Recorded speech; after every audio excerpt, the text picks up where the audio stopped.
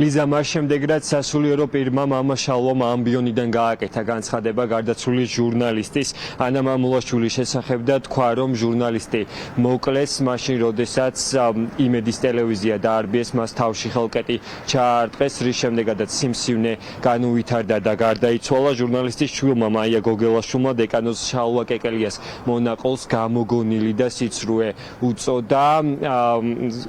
უწოდა ის Facebook პოსტის საშუალებით გამოიხმაურა დეკანოზის განცხადებას და თქვა რომ ახლა მამა შალვა საკუთარი მრევლის მოსატყუებლად იყენებს ამ ამბავს მაშინ როდესაც სიმართლე სულ სხვა არის და ეს ძალიან ბევრმა ადამიანმა იცის მია გოგელაშვილი პირდაპირ ამბობს რომ საკუთარი დედის სულის შეურაცხყოფას მამა შალვას არაპატიმს ის გავიდა 12-ზე ანა მამულაშვილი რომ მოკლეს თავში რომ ჩაარტყეს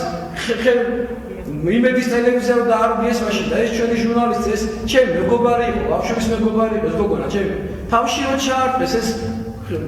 კი იმისა რა რეზინის კეტი თუ რაღაც ეს დუბლიკას რო ეძახე რუსულად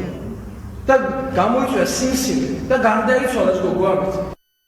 აღმოვაჩინა რომ ეს არა ადამიანი ვითომ მამაო დგას და დედაჩემის ამბავს იყენებს თავის საკეთილდღეოდ ამბობს რომ თურმე იმედის დარბევის დროს როცა დედაჩემს თავში ჩაარტყეს და უმოწყალოდ სცემეს თურმე სიმსივნე განუვითარდა თავში ამ ამბავს თავის საკეთილდღეოდ იყენებს არსებობს ვიდეო სადაც ის დედაჩემის სახელს და გვარსაც ღიად ახსენებს და ამ გამოგონილი ისტორიით აბრმავებს თავის მრევლს